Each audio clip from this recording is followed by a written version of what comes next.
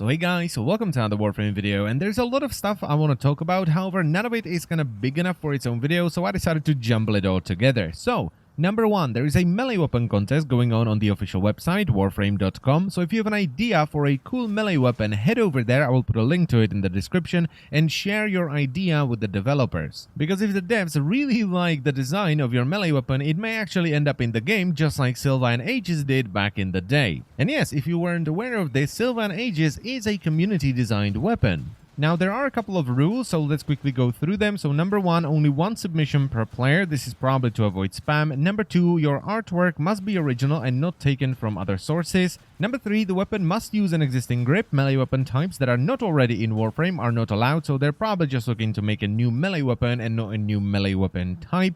And number four, don't reserve spots in this thread. Only post submissions in this thread. Submissions that do not follow the rules will be disqualified and yada yada yada. And just to kind of give you an idea of what you want to do, here is the original post for Sylvan Ages. I'm not going to keep it here for too long because you can also see it in the official thread. Moving on. DE deployed another hotfix for the Pacifism Defect event, so in addition to lowering the amount of points required for Ignis Wraith blueprint and stuff like that, they also fixed some bugs as well. So number one, they improved the AI of the defector, so they should not get stuck as much, though the pathfinding still needs a little bit of work because there are rooms where the defectors will just randomly jump off of bridges and run all around the room instead of going straight for the door.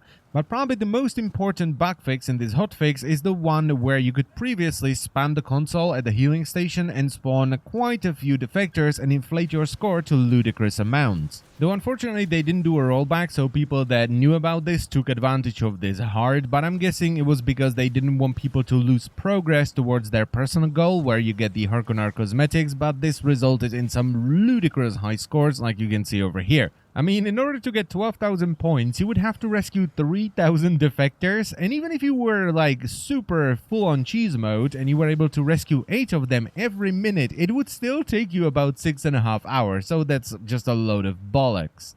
And this unfortunately resulted in pretty inflated clan scores, so the 10% mark for all clan tiers went up by quite a bit. However, even with all of that, my clan, the Gentleman, is still holding firmly in the top 10%. I think we have like 7,000 points above the 10% mark, so I'm fairly confident that we're actually gonna get Ignis Wraith research at the end of the event, which is awesome. And just in case you're curious, here are the top 10% marks for all the clans, but please bear in mind that as people get more and more points, these will go up. So at the moment, for Moon clans, it's about 116,000 points, about 33,000 points for Mountain clans, about 10,000 points for Storm clans, 3,000 points for Shadow clans, and about 1,500 points for Ghost clans. And if you want to check it out yourself, the link to the leaderboard will be in the description as well. Next up, I felt kind of bad for not showing you the full Harkonar Wraith set, so here it is, and I think I will actually use it on my Edgelord Trinity because it does look kind of nice. Some people are really unhappy that you cannot recolor the Harkonar Wraith cosmetics, and it is a kind of a bummer, but it's kind of a, for the lack of a better word, thing with the Wraith and Vandal stuff.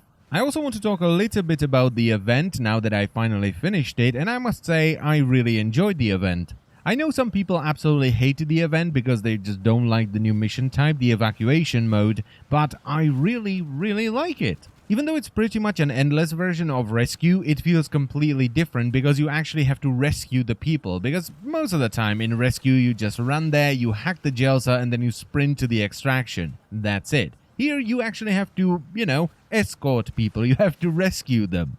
And I wouldn't mind if they kept this as a normal endless mission where you would just get a rotation reward after you rescue an X amount of defectors. I wouldn't make it so that you have to do it to get some unique stuff, well maybe Synthula if they keep in the stims, but I would just make it so that rotation A is credits, Endo and I guess Synthula, and B and C would just be relics. I'd be fine with that because it would give us something else to do if we want to farm for relics or Endo or even credits. And I almost forgot, resources. These missions are pretty damn good for farming resources because you have hordes of enemies constantly swarming you at all times, so you get loads of resources. And the final thing I want to talk about today is how happy I am that you guys are enjoying the Dumb Fun series. There are of course some people that expect a video titled Dumb Fun to have very serious content and they are very unhappy in the comment sections, but overall I am extremely happy that you guys are enjoying these. They do take quite a bit of time to make, but it doesn't really matter because time flies when you're having fun, right? So I'm having a blast while I'm making them and I'm so happy that you guys are enjoying them as well. And I'm already working on another damn fun episode, and it should be out by the end of this week. And that's pretty much all I wanted to talk about, so I thank you so very much for watching, as always, and I will see you next time. Bye bye.